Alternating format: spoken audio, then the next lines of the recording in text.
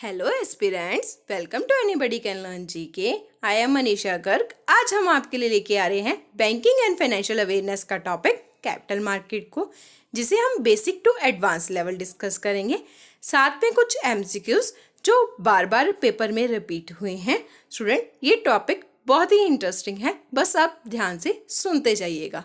Student, ये topic हर exam के लिए इम्पॉर्टेंट है, चाहे वो आरबीआई का एग्ज़ाम हो, एसबीआई का हो या सेबी का हो या कोई भी स्टेट लेवल का एग्ज़ाम हो, उसके लिए ये बहुत ही इम्पॉर्टेंट है। Let's start. पहले हम एक एमसीक्यू से स्टार्ट करेंगे। विच ऑर्गेनाइजेशन रेगुलेट कैपिटल मार्केट? कौन सी ऑर्गेनाइजेशन है जो कैपिटल मार्केट को रेगुलेट करती है? The answer is SEBI. Student, जो कैपिटल मार्केट है उसे सेबी रेगुलेट करती है और मनी मार्केट को आरबीआई। अब हम मनी मार्केट और कैपिटल मार्केट का कंपैरिजन करेंगे। अगर आपने मेरी मनी मार्केट की वीडियो नहीं देखी है, प्लीज़ पहले वहाँ आई बटन पे जाके वहाँ पर आप ज़रूर देखें, क्योंकि ये दोनों वीडियो लिंक है, तभी आप इस वीडियो को समझ पाएंगे। अब हम कंपैरिजन करते हैं कि मनी मार्केट और कैपिटल मार्केट में डिफरेंस क्या है। जो मनी मार्केट है वो सिर्फ 1 ईयर के लिए डीलिंग होती है और जो कैपिटल मार्केट है वो मोर देन 1 ईयर के लिए डीलिंग होती है।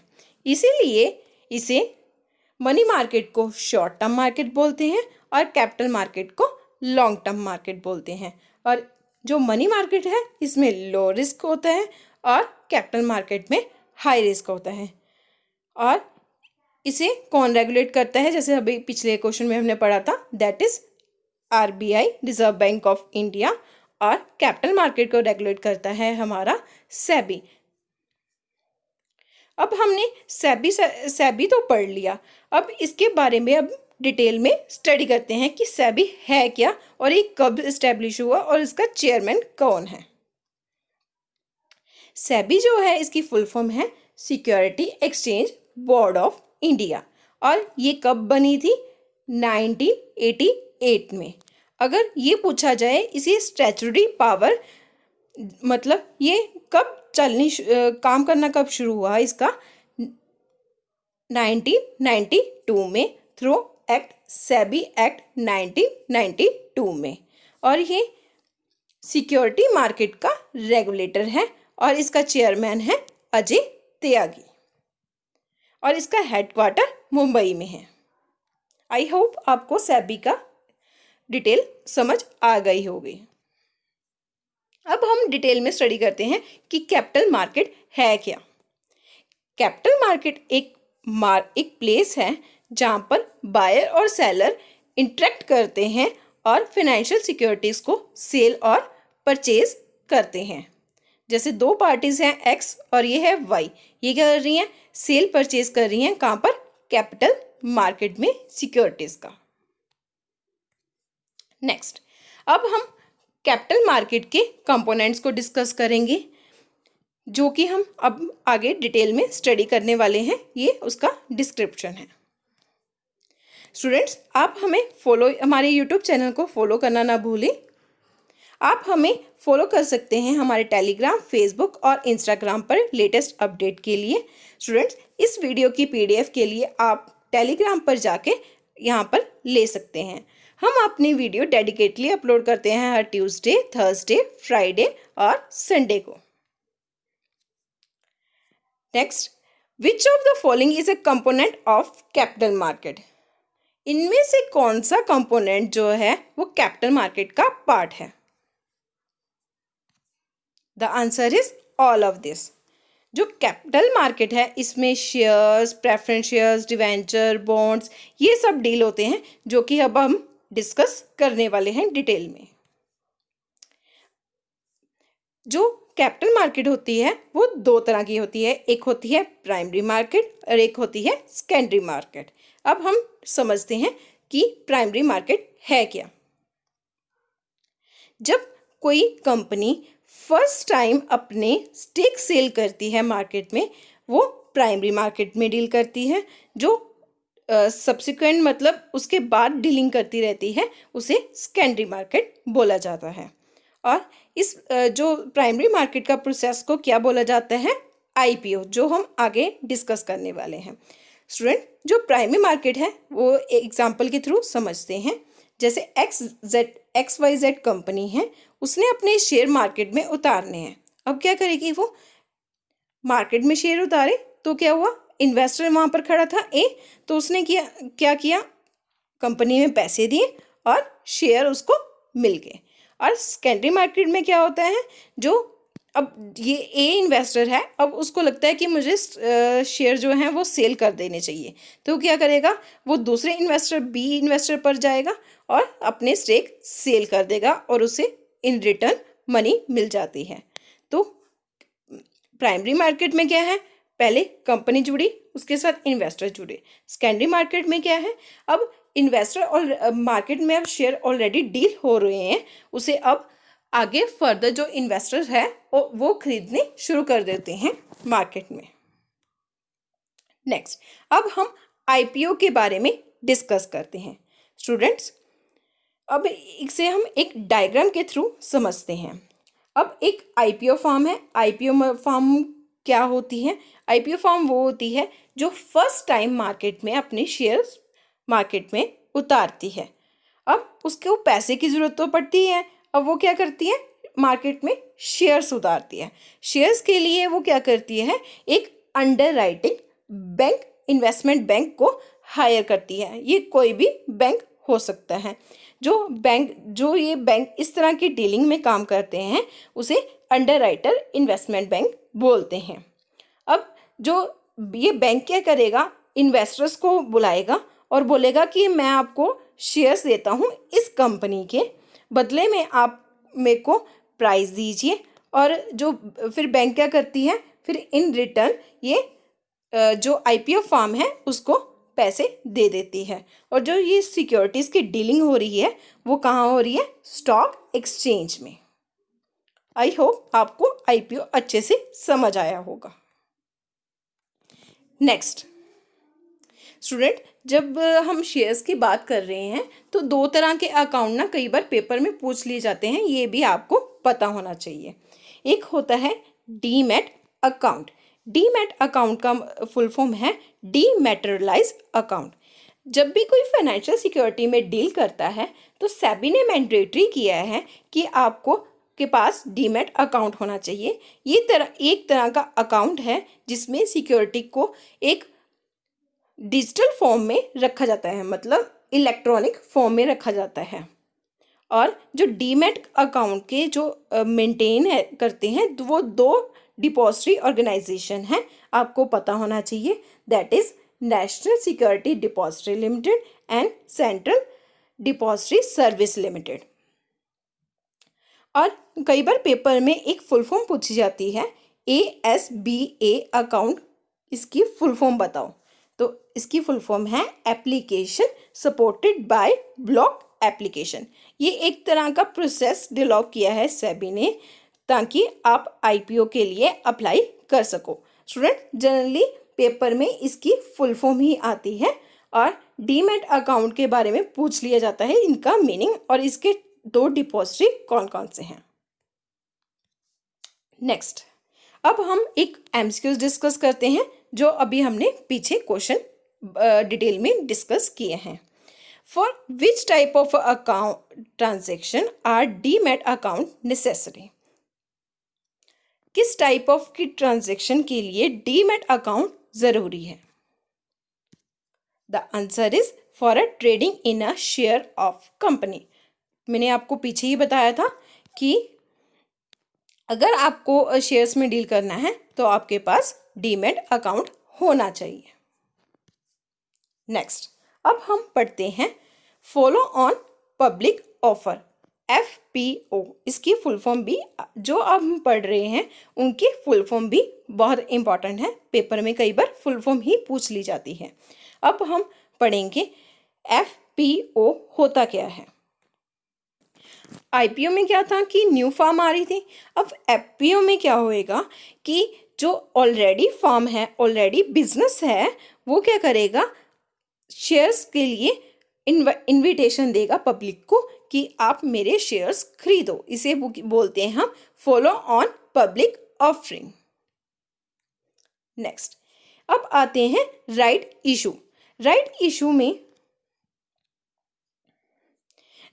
क्या होता है? जब एग्जिस्टिंग शेयर होल्डर, जो पहले से ही शेयर होल्डर है, जैसे एक्स वाई जो है पहले से ही शेयर होल्डर हैं, उनको शेयर इशू कर दिए जाते हैं, तब उसे बोलते हैं राइट इशू। हम न्यू इन्वेस्टर्स को नहीं बुलाते, हम जो पहले से ही हमारे शेयर होल्डर हैं उनको बुलाएंगे और बोलेंगे कि आप शेयर परचेज कर रहे हैं। इससे क्या होएगा कि जो प्रोपोर्शन ऑफ वोटिंग राइट जो है ना, वो डाइल्यूट नहीं होगा, मतलब इफेक्ट नहीं होगा, ताकि फ्रेश जो इशू है उसे मिसमैनेजमेंट कम हो। अभी हम जो डिस्कस कर चुके हैं शेयर्स के बारे में, डिटेल में स्टडी कर चुके हैं। आईपीओ, एफपीओ क्या होता है और राइट इशू।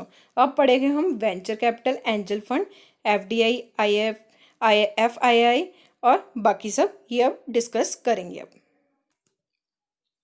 नेक्स्ट है वेंचर कैपिटल। वेंचर कैपिटल क्या होती है? जैसे एक फर्म है, सैम है, उसके पास एक सुपर आइडिया है कि मेरे को एक स्टार्टअप बिजनेस करना है और मेरे पास एक आइडिया है, बट मेरे पास मनी नहीं है। तो मैं क्या बैंक के पास गई कि मेरे को लोन दे दीजिए, तो बैंक ने क्या किया? रिजेक्ट कर दिया। और मैं एक फिर वेंचर कैपिटल फर्म के पास गई। स्टूडेंट्स, बहुत सारी वेंचर कैपिटल फर्म्स होती हैं, जैसे एसबीआई की भी एक वेंचर कैपिटल फर्म है। वहाँ पर ये सैम गया, उसने बोला कि मेरे पास ये आइडिया है, मुझे इन्वेस्टमेंट की ज़रूरत है। तो एक वेंचर कैपिटल फर्म क्या करेगी? आपको पैसे देगी। वो क्या करेगी? आपके फर्म में पैसे इन्वेस्ट करेगी। जो सू फर्म है, मतलब वेंचर कैपिटल फर्म है, वो आपका आइडिया लाइक करती है और इन्वेस्ट करती है $1 बिलियन आपकी कंपनी में। अब क्या होगा? जो सैम एंड कंपनी लिमिटेड है, उसमें सू के 60% शेयर हो गए और सैम के 40%। अब क्या है? प्रोडक्ट मार्केट में डील हो रहा है और सू को लगता है कि अब मार्केट में प्रोडक्ट, जो सैम का प्रोडक्ट है, वो पीक पे जा चुका है। तो वो क्या करेगा? सैम क्या करेगी? उसके शेयर जो हैं $25 मिलियन में सेल कर देती है। स्टूडेंट्स, जो वेंचर कैपिटल फर्म है, इसमें जो इन्वेस्टर है वो इसमें फर्म में एक्टिव होता है और इसमें शेयर्स वो सेल परचेज कर सकता है। नेक्स्ट है एंजल इन्वेस्टर। अगर आप एंजल की बात करो तो क्या होएगा? आप इसे क्या बोलेंगे हिंदी में? फरिश्ता। ठीक है, वैसे ही बिजनेस में होता है। बिजनेस में क्या है? ये पर्सन है, इसके पास एक सुपर आइडिया है। अब ये क्या करेगा? एक एंजल इन्वेस्टर को ढूंढेगा और बोलेगा मेरे पास एक सुपर आइडिया है, आप मुझे पैसा दीजिए बिजनेस स्टार्टअप करने के लिए। वो क्या करेगा? आपको पैसे दे देगा इन एक्सचेंज ऑफ शेयर्स और डेट के बदले। स्टूडेंट्स, जो एंजल इन्वेस्टर होते हैं वो एक्टिव पार्टनर ये फॉर्म में नहीं होते हैं, ये सिर्फ आपके फॉर्म में पैसा को इंजेक्ट करते हैं। नेक्स्ट, अब है एफडीआई और एफआईआई। स्टूडेंट्स, एफडीआई की फुल फॉर्म होती है फॉरेन डायरेक्ट इन्वेस्टमेंट और फॉरेन इंस्टीट्यूशनल इन्वेस्टर। अब इन दोनों में हम डिफरेंस अच्छे से पढ़ेंगे। जो एफडीआई होती है, जो इन्वेस्टमेंट एक कंपनी के द्वारा की जाती है आउटसाइड देयर ओन कंट्री, मतलब जैसे कि एक इंग्लैंड की कंपनी है, वो हमारे इंडिया में इन्वेस्ट करना चाहती है, तो उसे बोलेंगे हम एफडीआई। अगर कोई भी इंस्टीट्यूशनल इन्वेस्टर्स हैं, कोई भी इन्वेस्टर है, वो फॉरेन में अपना पैसा लगाना चाहता है, तो उसे हम बोलेंगे फॉरेन इंस्टीट्यूशन इन्वेस्टर। नेक्स्ट है डिस्पोजिटरी रिसिप्टेंट। आपने ये सुना ही होगा आईडीआर, जीडीआर और एआरडीआर। स्टूडेंट्स, पेपर में अक्सर इनकी फुल फॉर्म्स पूछ ली जाती हैं। एडीआर की फुल फॉर्म है अमेरिकन डिपॉजिटरी रिसिप्ट, जीडीआर की फुल फॉर्म है ग्लोबल डिपॉजिटरी रिसिप्ट और आईडीआर की फुल फॉर्म है इंडियन डिपॉजिटरी रिसिप्ट। अब आपको मैं इनका मीनिंग समझा देती हूँ शॉर्ट में। जैसे अब मुकेश अंबानी है, उसे एक पैसों की ज़रूरत है, तो वो क्या करेगा, फ़ौरन एक अपने बैंक को बोलेगा कि मेरे को पैसों की ज़रूरत है। तो वो क्या करेगा, जो बैंक है वो फ़ौरन बैंक से बात करेगा कि मेरे को पैसे की ज़रूरत है। वहाँ पर एक अमेरिकन बैंक है, अमेरिकन कंपनी आई है, मान लो XYZ कंपनी है, वो क्या करेगी, बोलेगी मेरे पास पैसा है, आप इसको फ़ौरन में इन्वेस्ट कर दिए जाए। तो वो क्या करेगी, जो बैंक है वो इस बैंक को पैसा दे देगा और बदले में मुकेश अंबानी को पैसे मिल जाएंगे। जो ये पैसों की लेन देन हो रही है इसे बोलेंगे, जब मुकेश अंबानी को पैसा मिल रहा है तो इसे बोलेंगे इंडियन डिपॉजिट रिसिप्ट। अगर मान लो इसका उल्टा होता है तो उसे, अगर अमेरिकन कंपनी है तो उसे अमेरिकन डिपॉजिट रिसिप्ट कहेंगे। अगर यहाँ कोई भी कंपनी है, कोई भी मतलब कंट्री है, जैसे अमेरिका होगी, कनाडा होगी, इसे हम ग्लोबल डिपॉजिटरी रिसिप्ट तब इशू करते हैं अगर ये बैंक पैसा मंगवा रही है इंडिया से। नेक्स्ट, अब हम पढ़ेंगे डिबेंचर्स क्या होते हैं। डिबेंचर एक तरह का सर्टिफिकेट होता है जो एक रिटन एक्नॉलेजमेंट होती है जो एक कंपनी देती है और which is issue under the seal of company. एक डॉक्यूमेंट होता है जिसपे कंपनी की सील लगी होती है कि हम आपको इतने रुपीज़ का डेट दे रहे हैं, इतने % के लिए, इतने ईयर्स के लिए। स्टूडेंट्स, ये शेयर से मोर सिक्योर होते हैं। स्टूडेंट, जो एज पर कंपनीज एक्ट है 2013 है, जो मैक्सिमम मेच्योरिटी ऑफ डेट है वो है 10 ईयर के लिए। अगर कोई इंफ्रास्ट्रक्चर कंपनी है तो उसकी मेच्योरिटी है 30 ईयर्स। नेक्स्ट है बॉन्ड्स। बॉन्ड्स भी डिबेंचर की तरह होते हैं। इसमें क्या है, जो ऑर्गेनाइजेशन है एक बॉन्ड इशू करेगी। जो बॉन्ड है एक इन्वेस्टर परचेज कर लेगा, बदले में उसे एक कूपन पेमेंट करनी होगी। मतलब जनरली जो ये बॉन्ड्स होते हैं एक डिस्काउंट पे इशू होते हैं और बाद में ये इनके जो प्रिंसिपल अमाउंट है उनको मिल जाती है और फिर बाद में जो कंपनी है वो रीपेमेंट कर देती है। नेक्स्ट है, जो बॉन्ड होते हैं वो 2 तरह के होते हैं। स्टूडेंट, ये बहुत ही इंपॉर्टेंट है, अब ध्यान से सुनिएगा। एक होते हैं गिल्ट एज बॉन्ड और एक होते हैं जंक बॉन्ड। जो गिल्ट एज बॉन्ड होते हैं इसे हम गवर्नमेंट सिक्योरिटीज़ भी बोलते हैं क्योंकि ये गवर्नमेंट इशू करती है मार्केट में और ये बहुत ही सिक्योर्ड होते हैं। अगर ये ज़्यादा सिक्योर्ड है तो इसमें रिटर्न भी लो ही होएगा। जो प्राइवेट कंपनीज हैं जो मार्केट में पैसा इशू करती हैं, बॉन्ड्स इशू करती हैं, वो उन बॉन्ड्स को बोलते हैं जंक बॉन्ड और इसमें जो डिफ़ॉल्ट होने का खतरा है वो काफ़ी होता है, इसलिए इनका रिटर्न भी हाई होता है। More the risk more the profit. Next, हम डेरिवेटिव्स को डिस्कस करेंगे। डेरिवेटिव्स क्या होता है, जहाँ पर 2 पार्टी एग्री हो जाती हैं कि हम एक प्रिंसिपल अमाउंट पे इस डेट पे हम एक कॉन्ट्रैक्ट, एक सेल और परचेज करेंगे, एक कॉन्ट्रैक्ट कर लेते हैं, उसे हम बोलते हैं डेरिवेटिव। एक अदर डेफिनेशन भी है, a derivative value is drive from the performance of underlying entity और एन एसेट। अब हम डेरिवेटिव्स को, इनकी टाइप्स को डिस्कस करते हैं। स्टूडेंट्स, एक होते हैं फॉरवर्ड कॉन्ट्रैक्ट। फॉरवर्ड कॉन्ट्रैक्ट में क्या है कि 2 पार्टीज हैं, एक है X और एक है Y। वो क्या है, ये बोलेगी कि मेरे को आपसे, इसके पास मनी है, ठीक है, और इसके पास लगा लो इसके पास है गोल्ड, तो X को गोल्ड चाहिए और इसको मनी चाहिए, तो क्या करेगी, एक कॉन्ट्रैक्ट कर लेगी। कॉन्ट्रैक्ट क्या होता है, एक एग्रीमेंट होता है 2 पार्टीज के बीच में about sale and purchase, about बहुत सारी कंडीशंस इसमें होती हैं। और बेसिकली इसमें क्या होता है, जो ट्रेड है वो फ्यूचर में डिसाइड मतलब डीलिंग होती है और जो प्राइस है वो एट प्रेजेंट ही सेट कर दिया जाता है।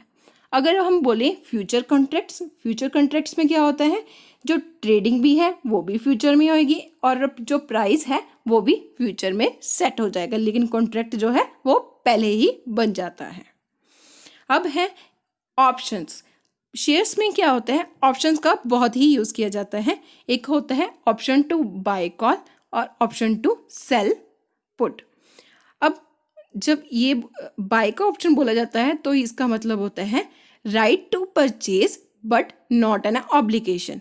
मतलब कि आप ये तो कॉन्ट्रैक्ट ये तो कर लेते हो कि हम ये शेयर परचेज कर सकते हैं, अगर मेरे को सही लगा तो मैं सुबह परचेज कर लूँगी, बट ये आपकी ऑब्लिगेशन नहीं है कि आपको परचेज करना ही करना है। अगर हमने पुट ऑप्शन रखा है तो क्या होएगा, आपको राइट है सेल करने का, बट आपको ऑब्लिगेशन नहीं है कि आपको सेल करनी ही करनी है।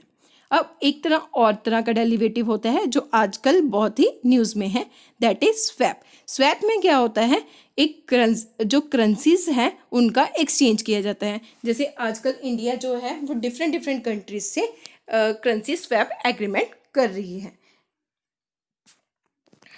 नेक्स्ट, अब हम म्यूचुअल फंड्स को डिस्कस करेंगे। म्यूचुअल फंड्स क्या होते हैं, जहाँ पर एक प्रोफेशनल ऑर्गेनाइजेशन क्या करती है, आपके जो इन्वेस्टमेंट ले लेती है डिफरेंट इन्वेस्टर्स को, वो क्या करती हैं, आपके पैसे को पूलिंग करती हैं ताकि आपकी जो इन्वेस्टमेंट है वो डिफरेंट जगह इन्वेस्ट हो सके। स्टूडेंट्स, ये जो ऑर्गेनाइजेशन है ये प्रोफेशनल्स होती हैं, जैसे जो इन्वेस्टर हैं उनके पास पैसा है तो उनको इन्वेस्ट करना है पैसे, तो वो एक म्यूचुअल फंड्स के पास जाएंगी क्योंकि मेरे पैसे हैं, आप इसको इन्वेस्ट कर दीजिए। तो वो क्या करती है, इन्वेस्टमेंट की पूलिंग करती है। और जो म्यूचुअल फंड्स हैं वो मनी मार्केट और कैपिटल मार्केट में दोनों में डील करती है। और जो इसका रेगुलेटर है वो है सेबी। और स्टूडेंट्स, जो फर्स्ट म्यूचुअल फंड इंडिया की जो कंपनी है वो है यूटीआई। और जो फर्स्ट बैंक है जो यूटीआई म्यूचुअल फंड्स में डील किया, जो फर्स्ट टाइम आया, वो है एसबीआई।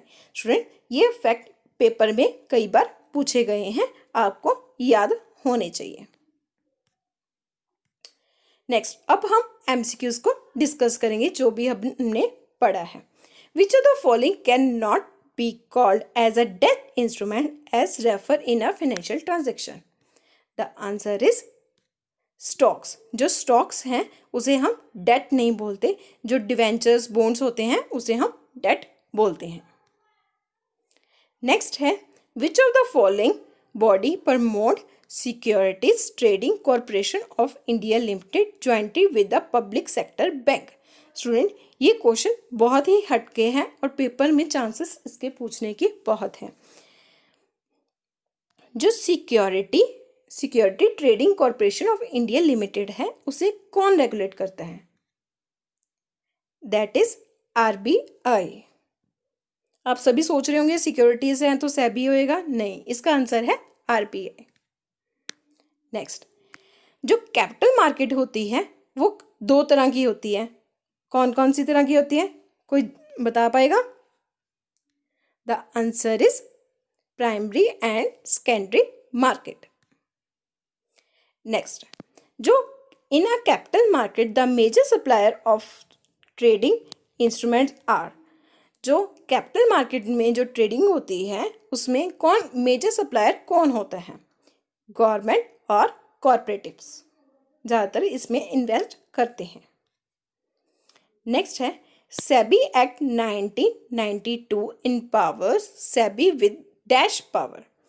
स्टूडेंट्स, आजकल ना पेपर में ये भी पूछ लिया जाता है कि ये कैसी ऑर्गेनाइजेशन है, एक स्टैट्यूटरी है, नॉन स्टैट्यूटरी है या कॉन्स्टिट्यूशनल है, आपको पता होना चाहिए। तो जो सेबी है हमने डिस्कस भी किया था, ये एक स्टैट्यूटरी पावर ऑर्गेनाइजेशन है। Next, which of the following is called risk free gilt edge security? Student, ये क्वेश्चन बहुत वेरी इंपॉर्टेंट है, ये पेपर में बहुत बार आ चुका है।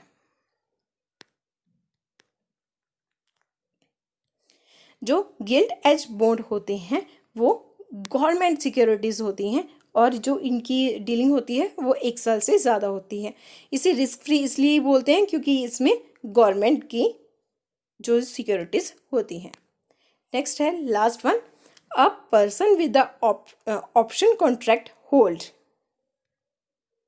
जो हमने डेरिवेटिव डिस्कस करिए थे उनमें से क्वेश्चन है ये, इसका आंसर है a right but not an obligation.